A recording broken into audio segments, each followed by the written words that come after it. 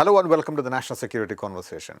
Ever since India became independent in 1947, its sheer size and the soft power made it a natural candidate to become a great power despite the many debilitating material challenges. Over 70 years since its birth, has India fulfilled its dreams of greatness? Or for that matter, will India ever become a great power, or will it remain permanently as a rising power? Why do states seek status? Why does India seek it? And what makes a great power? What obstructs India's path to global leadership today? In today's episode, I will be discussing India's great power aspirations and the challenges thereof with Professor T.V. Paul. T.V. Paul is a professor of international relations in the Department of Political Science at McGill University, Canada. Paul specializes and teaches courses in international relations, especially international security, regional security, and South Asia. He is the author or editor of 20 books and is a widely recognized expert on international relations. Welcome to the National Security Conversations, Professor Paul. Professor Paul, if I may begin by asking you, what do you make of the current international order? There's a lot of uncertainty and chaos about it. Soon after the end of the Cold War, there was a certain amount of certainty in the shape of there being just one superpower. But today, there is a resurgent Russia. China is becoming perhaps the next superpower. So how do you sort of make sense of the current international order, as it were? Well, as we know, international history is one of cycles of power and power transitions, power conflict, and also expansion of economic order all over the world. Since the arrival of the European Western International Society, as they call it, 15th, 16th century onwards. So what we are in it today is one cycle ended with the end of the Cold War. Another cycle emerged for a brief period, that's the near unipolar order led by the United States. Now that is coming to a close, but it is not closed yet because China is not there yet. But probably in another 10, 20 years, if China manages to acquire at least equal economic power and or at least equal military power, it will have it won't be a bipolar world, but it will be near bipolar and multipolar in some dimensions. You have Russia, you have India hoping to emerge, but different assets, different powers have, they are there. But the order looks chaotic. Often that's a problem in transition. We are in a transition phase. The system is not settled yet. In other words, we need more clarity. And because we were used to the Cold War clarity and the post-Cold War American-led clarity, uncertainty and anxiety, especially with the rise of China, which we don't know what it wants once it gains or if it gains. And that process of gaining that superiority that it is hoping, will it lead to the Thucydides trap or conflict between the United States and China for ascendancy? History says we have 16 such transitions. Out of that, 4 ended up only in peaceful manner. The rest were all wars. So these fears are generating uncertainty. Then we have an economic order, that's the globalization, which did some good for emerging states. But there are hopeful signs on that ground because the system allows newcomers certain economic incentives to stay or not to upset the order militarily, China in particular. So that's a very crucial difference between previous orders when, say, Japan and Germany were trying to enter the system. It was close to them, sort of. So that there is some difference. We have to be mindful of that. Secondly, we have nuclear weapons, which means quick advancement, war through advancing your goals will not be easy. And so from a rational point of view, it is better not to fight, especially with the hegemonic state at this point, because of the mutual deterrence operating in the system. So as a student of international politics and its history, you would say, looking at the current churn in the international system, there's nothing so out of the ordinary about this is business as usual. This is the staple of international politics, as it were, in looking at it from a historical sense of the subject. There's nothing to be concerned about it. I am concerned because we have quite a few reckless leaders. With different periods in these cycles, you had reckless leaders. You had Bismarck, smart man, very crafty. Then comes the Kaiser, dismissed him, and Germany leads to a particular path. You have reckless leaders in Japan arising. You have reckless leaders in Britain, in different countries that did not make the accommodation that was needed in time. So E.H. Carr, has this famous book about the crisis in international order, and that essentially saying the 20 years crisis. In Return to the 30s, that if the status quo powers offered a certain kind of accommodation, at certain stage, probably there wouldn't have been a world war, but they were not willing. So that is the problem even today. We are witnessing strategic thinking and logical thinking sometimes missing, even though they are not outwardly going around fighting wars. But the point is, this recklessness in at least statements and behavior, that's partly related to populism as such. Populist leaders sometimes have to act reckless to get their voter base if they are democracies, or internationally also to become more prominent. So that problem is there. We don't have very good leadership globally, to be very frank. So you mentioned there is perhaps a power transition underway today. Do you think this power transition is going to be a peaceful one, or is it going to be a violent one? What's your prognosis for the incoming future? Yeah, so it all depends again what the leaders choose at different moments when they have opportunity. But the problem is a willingness to use their opportunity. The opportunities are few and far than in the previous eras. And then more than that, if you are not benefiting from the system at all for a rising power, it can create a lot of status discrepancy and a lot of discontentment. That is not there, even for Russia. I mean, they are probably the most discontented great power in the system today. Majority of states are okay with the way the system is going. In India, for instance, it's not a challenger, it's a very limited challenger, if at all. But it gained a lot of accommodation through the nuclear accord or institutional membership. UN is another story. So China is the number one challenger, but even look at China, it's not challenging in a military to military confrontational sense.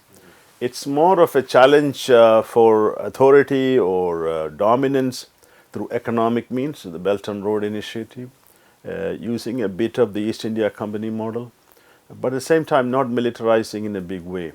So it has built up these relationships, economic and all, which is going to provide it both incentive as well as a sort of deterrent to act rashly if there is going to be a conflict with the United States. But the United States is another story, whether the United States can muster enough capacity to retain its hegemony for a period of time.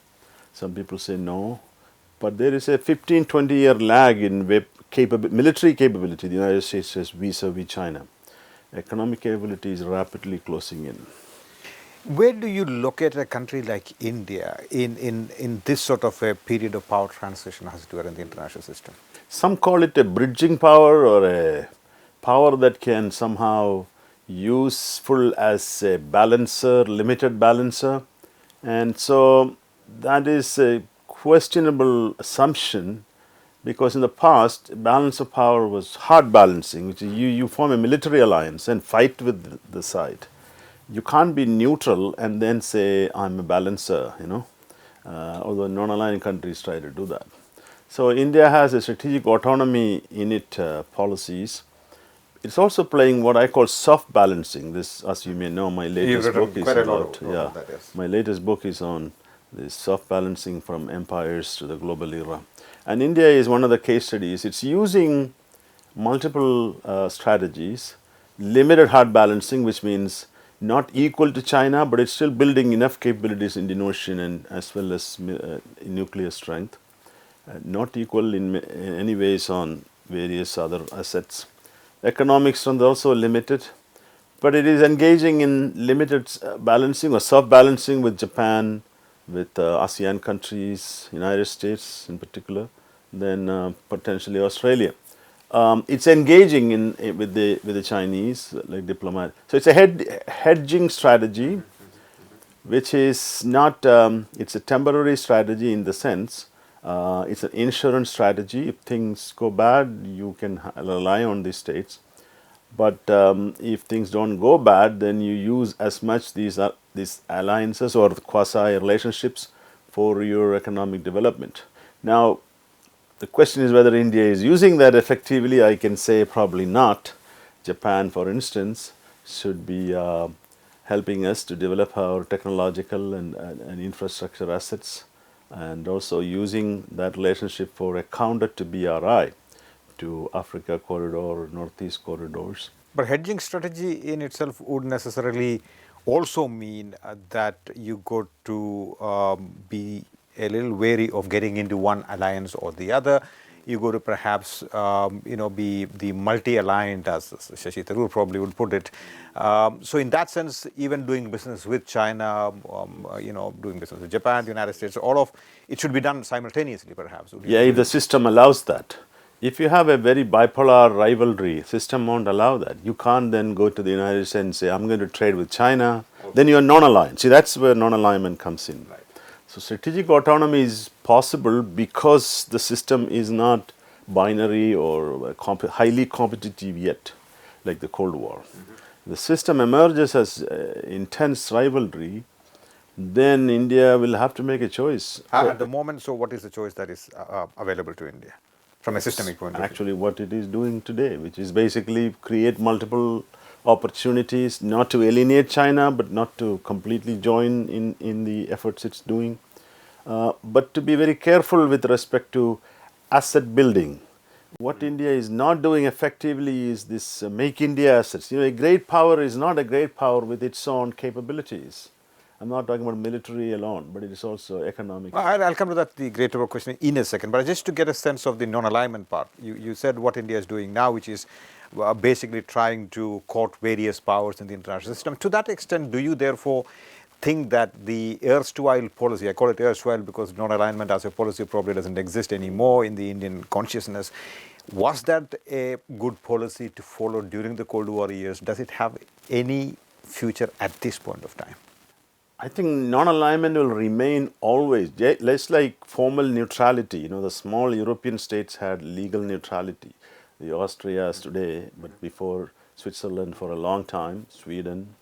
And so Belgium was a classic case. If you're not in the in the pathway of the great power conflicts, unfortunately Belgium was, so France and Germany, it ended up in the war. But neutrality is legally recognized position in the order, whereas non-alignment is not legally recognized. Countries don't want to keep, Nehru always said, we will take positions on the basis of our interest and how we look at it. So the point is that whether non-alignment, I think that possibility always exists. It may not be called non-alignment, but it will be there. If you find that both the great powers are contesting for things that India doesn't really care about, and it is not in India's interest to join a formal alliance. But typical non-alignment is a problem because you can never be non-aligned if you're not powerful enough.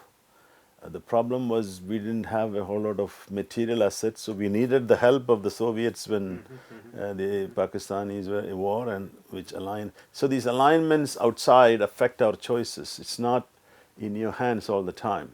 So we can declare we are non-aligned, but when the threat comes, we may have to become aligned. Nehru tried to avoid that in '62. He sought help, but then he didn't join the alliance. It became an ideological issue for him. But later on, India became a quasi-ally of the Soviet Union. It was out of necessity. So balance of power externally can push you into choices that sometimes you may have to go out of your non-aligned position. But interestingly, Professor Paul, the theoretical lesson is, I'm trying to draw the theoretical lesson from what you're saying. It is Is it that when a country follows non-alignment or when it does not follow non-alignment depends on the nature of the international system and the order? Have I got that right? So you need to calibrate your policy to suit the necessities of the system. Yes, if you are not a systemic leader, if you are a second ranking in status hierarchy, your assets are not enough to make a big change, and you have enemies, this is the problem. You are not free from rivalries, active territorial conflicts. So if you are independent in many ways, strategic autonomy, proper autonomy, then you have a lot more agency to play with the system, and that is what India should make every effort to achieve. And that's also useful for domestic improvements. It's not just external improvement, it's domestic the capacity of the state that is needed if you want to think about a proper nation state, major power in the 21st century. Right, right. And the 21st century major power is not the typical European major power. European era is a lot more developed internally. And even the European era, they developed internally to become great power. Even the Japanese had Meiji Restoration, see 1868, that you have to learn and adapt the techniques and technologies of the Western countries, their educational system, cleanliness, a lot of things the Meiji adopted, the Meiji emperor and the reformers. The reason was Japan will become India and China if it doesn't modernize. That was the Meiji argument. We will become colonies just like these two. So, not to become, we need to reform, learn the techniques. So they sent a lot of people to study European technologies, brought them back, American technology too, and start industries, start newspapers, start dress codes, amazing transformation. The top-down transformation took place. It's one of the rare cases, other than one is Ataturk's Turkey after the war. Interesting. What do you make of the quest that India has had traditionally for great power status? In the 2000s, for example, there was a lot of talk and a lot of people, in fact, wrote about. I remember you and perhaps Nair wrote this book on India as a great power, or something to that effect. I don't remember the exact title. The search for great power. Search for great power. So there was a lot of talk during the 2000s about that, but not anymore. Today we are probably not really hearing so much of that noise. So what has happened to all that talk about India being a great power? Well, I think the big event was the nuclear tests and liberalization before that.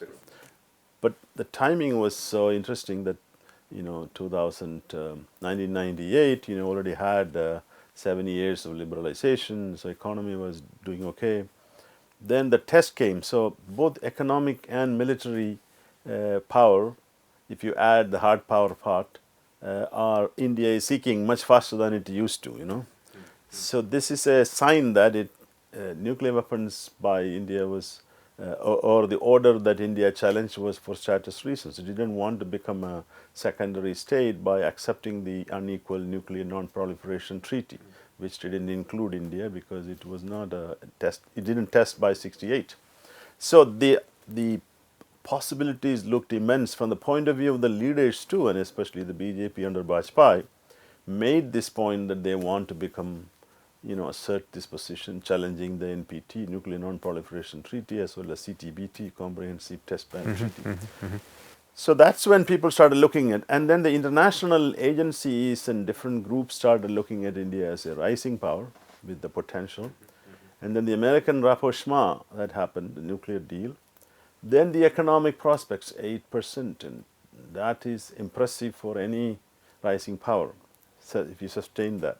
Right. And that was, during that period, great momentum. And so India itself initiated policies like Look East, now it's called Act East, different, transcending this region, a lot of efforts to become friends with the other great powers, China, especially trade became part of it. So it was a momentum. And suddenly, I think what happened was the economic growth came down last 5-6 years, I believe. And then military capabilities also, buying a lot of weapons but not producing our own or technologically sufficiently. Of course, there is some. So there is a sense of an internal conflict, I must say, sense that India is going through a period of transition, and that it may not be it may not be able to face these challenges that as a rising power you will face challenges. Can you face them if you are so focused on your domestic politics and the economy not doing well? So without the economic, one has to put economic growth, you cannot become a player. That was the main asset India was putting, the GDP. GDP is stupid, that's the famous At the end line. of the day, yep. So if the GDP is not number 3, and if you're not a trading partner, if you're closing down, you become more protectionist. Why would these partners come to India, the companies and all? So the changes that are occurring here may affect India's great power status quest itself if it's not reversed. So in other words, the growth has to pick up, domestic market has to pick up. India has to become a trading state. India is becoming kind of export pessimism that existed during the Cold War before the liberalization. So we are not growing as a trading state. No great power has ever become without a trading strategy. Professor Pro, this actually takes me to my next question, which is what makes a great power? You're about to sort of get into that conversation earlier on, but as a theorist, I think you're best placed to sort of answer that question. Is it merely the military power that makes a great power a great power? Is it just economic power? So what makes it a great power? So the term great power, in fact, I've written about it, is a problematic one because it's a very European one. The European great powers, the empires in particular, they decided who was a great power, especially after winning wars against each other.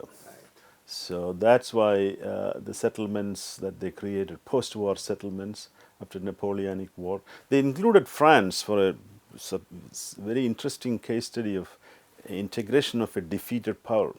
As a great power. In Vienna, but where in 1919 they excluded Germany, which was stupidest thing. Great powers have a lot of this ego. If you are really upset, then you become humiliation. China talks about 100 years of humiliation. So in the 21st century, after World War II, the big settlement was the 1945 San Francisco settlement, where the UN Security Council was determined, the P5. Then 1968 settlement. So the nuclear proliferation treaty, non-proliferation treaty. So today when you talk about great power, you have to look at a comprehensive national power. In the previous work also, some 10 elements are there. 4 are hard power, military, economic, demographic and technological power. Then 6 are soft power, your culture, civilization, your political system, preferably democracy, your leadership, and institutional membership, a whole host of things that you can look at. So if you have a majority of those comprehensive national power and relative to other ranking members of the system, then you become a leading power, as Foreign Minister, I believe, said, or a great power in the making. But great power status in the past needed accommodation by others who are already great powers, peer group, which always led to wars. Impossible to get, other than the United Kingdom accepting United States in late 19th, early 20th, only peaceful case in the recent memory. So this great power status is formal status. Why is so difficult today's world is small states are not just takers of this status discrepancy. Small states have asymmetric power. They can fight. They can make you. That's why India cannot enter the Security Council because of small states too, not just because of the great power. China alone. That's right. So there is some agency to them, and but once you become a dominant economic and military power, hegemony is somewhat has to be recognized. It has to be given but you need diplomacy too. So diplomacy is crucial, So that's why you cannot just say I'm a power. I have a lot of material strength. Then you have to play your game, balancing game very carefully. If you're not careful, you'll end up in wars, as past, as China, because the contenders don't like a newcomer, okay? So even if you don't like the term great power, this phenomenon of hegemonic efforts will continue in different forms, of course, with a lot of restraints and challenges by secondary actors who have a lot more capacity to resist today than, let's say, during the colonial period. You know, the literature makes a distinction between a strong state and a strong power. Was it Barry Busan perhaps who made that distinction? So, several people probably have that. A strong power being a power that has a military capability to stand up to other great powers, etc. A strong state being a state that with good governance, economic capability, Yes, it's internal state capacity state literature. capacity, as it were. So, looking at that, where do you place it, India? India probably is a strong power and a weak state. So where does that take India in the longer That run? is India's biggest challenge. India has a decent military. I mean, it's pretty professional military. You know, as you and I know, perhaps is one of the rare institutions that is so professional. Um, but the problem with India is um, you need the state to be the provider of what we call collective goods, welfare, infrastructure, uh, peace and order, justice, and legitimacy. Okay, the state has to be legitimate in the eyes of the people. State policies. So India's problem is India has a huge state sector which monopolizes public roads, and you know it's changing a little bit. A lot of things people use for daily life, healthcare in many instances, especially we have very large poor. And the so-called infrastructural power of the state, its ability to provide these services, water, you know, all these things. Now, when we talk about state, we are not talking about central government alone. We're talking about multiple layers, panchayat, municipal to state level. That is very weak. And in many parts of India, that service is lower than in sub-Saharan Africa. As a result, we have this huge discrepancy in capacity, providing public services. And so that's the reason why education, for instance, is so lopsided. You know, we don't give education properly, healthcare properly. And people look at that dimension of state capacity and say, how can you then claim this major power status purely on the basis of whatever military assets you have? So there should be an effort to build both, and they are quite related. And this challenge will remain until we recognize. And I always say that this recognition should come not just to the top leadership, but every layer of leadership, state level, village level, the people who make choices and decisions, the bureaucrats, the PWD. Okay, this is one of the weakest. The engineering class is not trained globally. Their vision of preparing footpaths. City planning. Yes, urban planning is one of the weakest. Urban planning is the core of a strong state, how you can run your cities and how to make them global. And you look around your neighborhood, countries have done better, you know, some countries at least. And we all go to our politicians and elite Sri go to Lanka. Singapore, Sri Lanka. Yeah, Colombo is better, except for the trains, I must say. They're using the Chinese technology. Or the Gulf countries. This is a priority for them, you know, and we have a problem there. So how to, and China, you know, the Chinese Communist Party has told the junior level people to you deliver good public service. That's part of your effort to create this nation state, big power. So, Professor Paul, what happens when a country has a strong military like India has? It's a strong power but a weak state. Where does it lead that country? Where does it take that country? Do we have examples in history where you have had strong militaries but very internally very weak systems, and where does that lead that country? America was, America was both. The state was weak.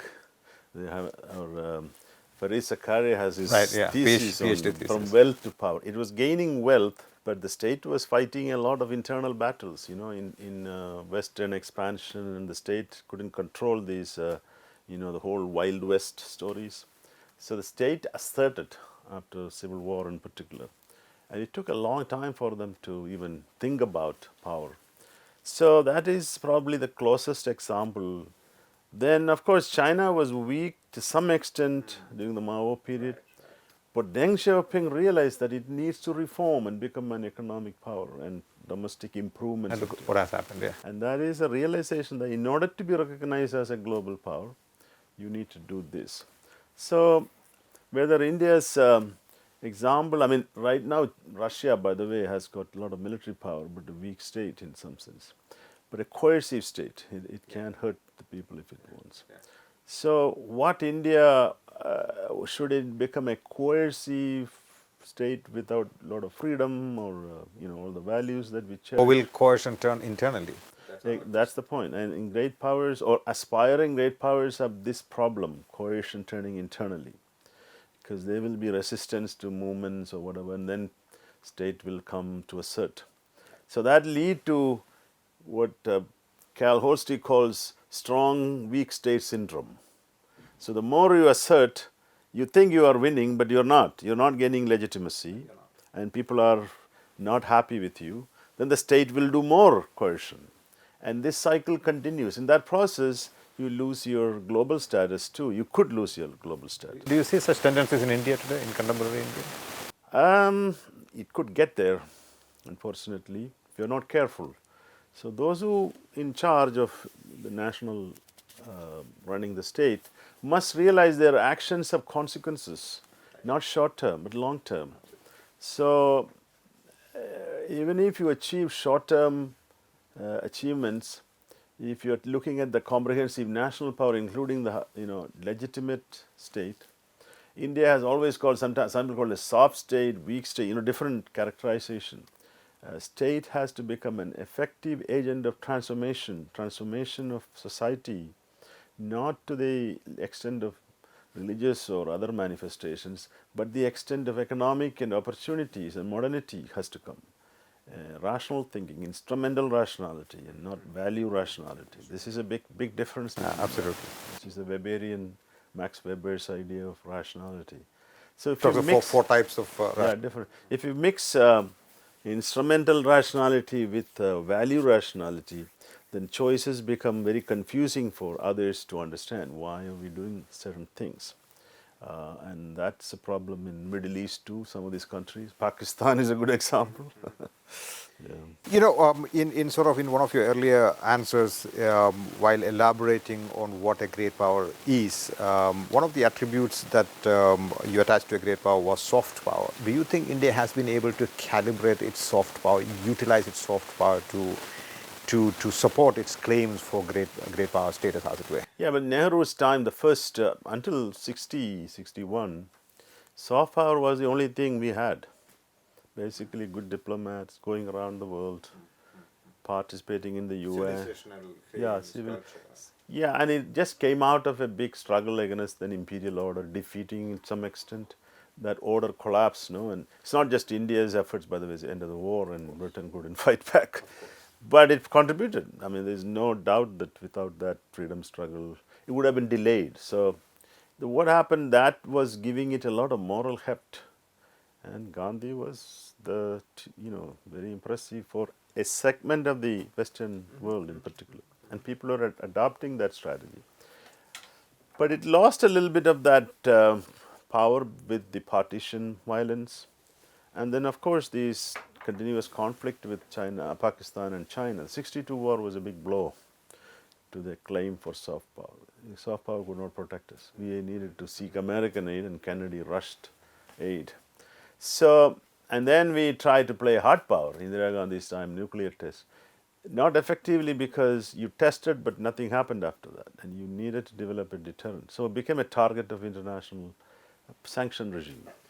And the 98 helped testing, but it wasn't easy. It took a lot of negotiations and the economic power we got.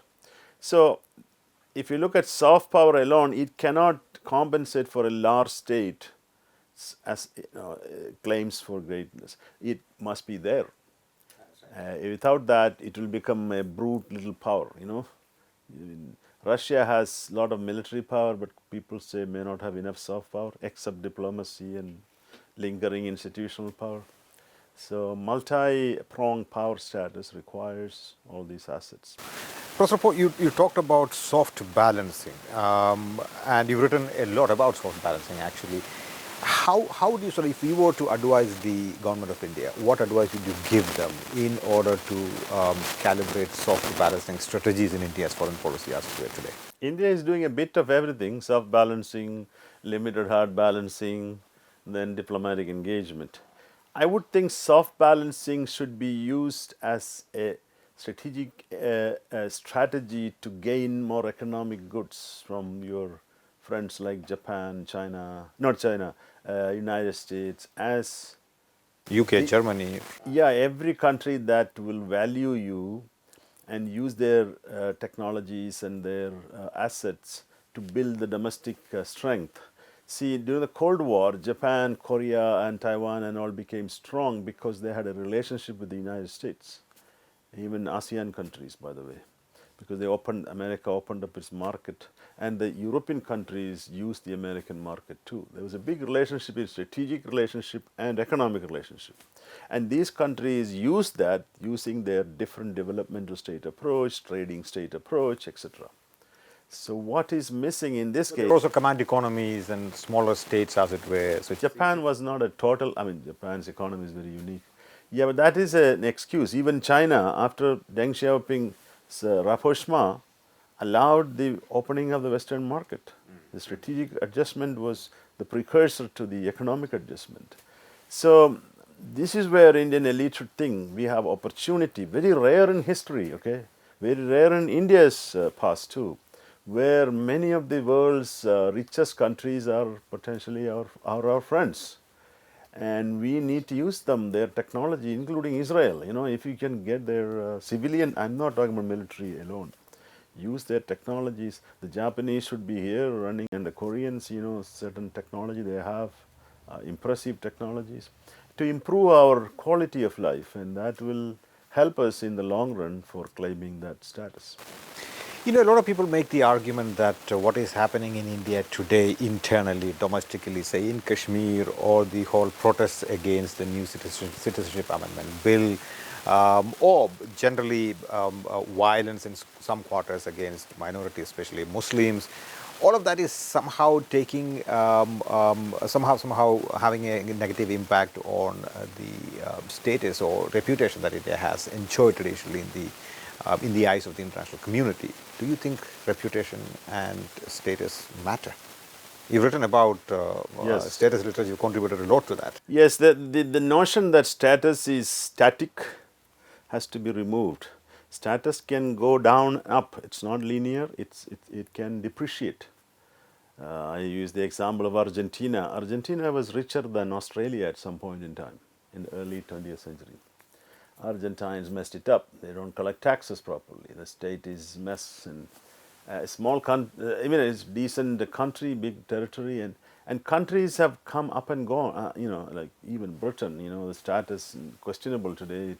So this decline is possible if you're not careful. Especially you haven't risen yet. You're in that pathway or process, and so what happens is that your soft power asset is your democracy, your secularism, your freedom, compared to, say, China.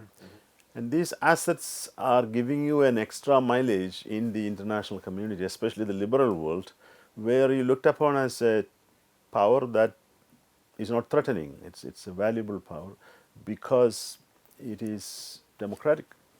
Even if it's a messy democracy, it has electoral problems, etc. So China is viewed with fear, threats. Now you need some amount of fear, but at the same time, if you gain your objective without coercion or threat, it's better. It becomes more legitimate. So in that sense, what is happening today, to some extent, is this twin problem of what you call economic decline and internal dissension. Not good because your attention get deflected. Elites' attention get deflected. They don't have the time now to focus on key trade pacts, increasing your, and the others are building their assets. The Chinese are building their naval and other assets. Luckily, we have a professional diplomatic service as well as a professional army. Quite a bit of effort is going in that direction. But I think in the long run, The political oversight. Political leadership has to focus on what matters, even if it's giving up some of these claims about turning it into something different, because such a complex country, and it won't be an easy process, and it will generate a lot of difficulties. And so from a status point of view, we don't know what this will lead to in terms of global status, but as far as I see, hardly any country, your neighbors, your Muslim countries, Western countries, liberal countries, even when Donald Trump is willing to come here and negotiate, he's doing some of the same things there. The problem is state level for temporary dealings you can get, but societal level, the publicity has been negative. But that's where the question is does reputation matter in international politics? Absolutely. If you want to be a long-term power, you need societal acceptance by the other great powers. In the olden times, that's not the case. In the European era, nobody cared. It's basically diplomats who are agreeing and the head of, the kings and queens. Today's world, if you want to be recognized as something and the benefits you want to draw from it, by the way, status is not just for some psychological thing. It's also your passport will be easy to be going through your, different countries. Your workers, your technocrats will be available in America for their development. It has material implications. Yes, it has material implications. And that is very important because that's what India wants, no? And so we have to think about the multi-dimensions of status more than state to state or, Prime Minister goes somewhere, he may get a good reception somewhere, but what does that mean? Are the people responding with positively other than the diaspora, which is a questionable one in many ways? I just have one more question, the final question. Basically, that's about China. Now, there is a lot of concern in New Delhi today about the rise of China in the international system, most likely going to be the next superpower, and it has somehow encroached, quote unquote, into India's traditional sphere of influence in South Asia, and that has started ringing alarm bells in New Delhi. There is the BRI, there is CPEC, and Indian elite, as you correctly pointed out, is sort of focused internally. Do you think India is doing enough to smart balance or soft balance, or are we balancing China enough? Is this the way to balance China, or should we do something more than this? If so, what would that be? Just implement the plans you developed, such as the Africa corridor, the Northeast corridor to ASEAN countries. And if you're withdrawing from the trade deals, think of some other trade arrangements, that will give India a prominent place in the economic and strategic space. So the problem is, without alternative strategies, the smaller states have nowhere to go. They have nobody investing. Correct. I mean, I was in Sri Lanka asking them, why are you stuck with this? We don't like it, but who else is coming here? The Canadian ambassador was in one of the sessions. He said, the Western companies are looking for proper system of returns. This place cannot offer. So China is the one that is coming. And this is a big challenge. India has to develop. And that's where the soft balancing helps. The cooperation with Japan, Australia, all the countries affected by China. We should use that. India should use their assets, United States, to develop an alternative model for these countries. It doesn't mean competitive, but at the same time, they're not becoming just vassals of China, because all their trade balance now is very heavily in China's favor. From an Indian point of view, here is a major power rising in your neighborhood. Can India afford to make an enemy out of that country? Is it not necessary for India to also reach out to them, to look for convergences in the neighborhood, to sort of cooperate with China? Or is that something that we should not do? What's your opinion?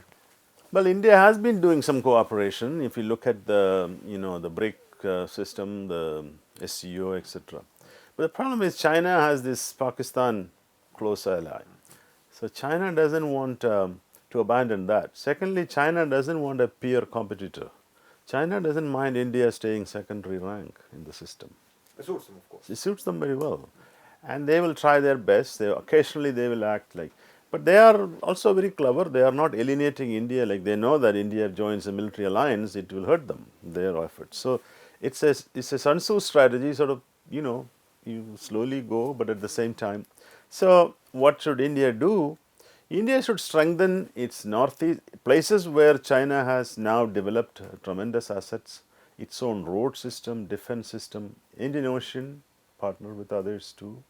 Places where India can play, even if it's not symmetrical, a symmetrical challenge if necessary. But at the same time, economically, India has to make sure China also imports Indian products. For that, India needs products. Right. It's not just based on natural products which China gets from everywhere in the world. So what kind of assets, trade assets, products we have, that's very important. So a multi-pronged strategy, And in transition, enough capability so that China won't push you around, but not become enemy. It's very clear. It's not worth immediately becoming enemy. But sometimes enmity comes because of other reasons. So if U.S.-China becomes too much hostile, what do you do at that point? Unless you become non-aligned. So we have to be cautious of that. But be prepared doesn't mean overtly or extremely hostile at this point. Looking at India from where you are placed at the McGill University in Canada, are you still bullish about India? Are you still positive about India? I'm cautiously optimistic. Indians have a tendency to revitalize themselves, historically too. When we were down, Gandhi came, when we had leaders, and I look back. 90s, The system was collapsing. Then nobody thought Narasimha Rao and Manmohan Singh would do what they did.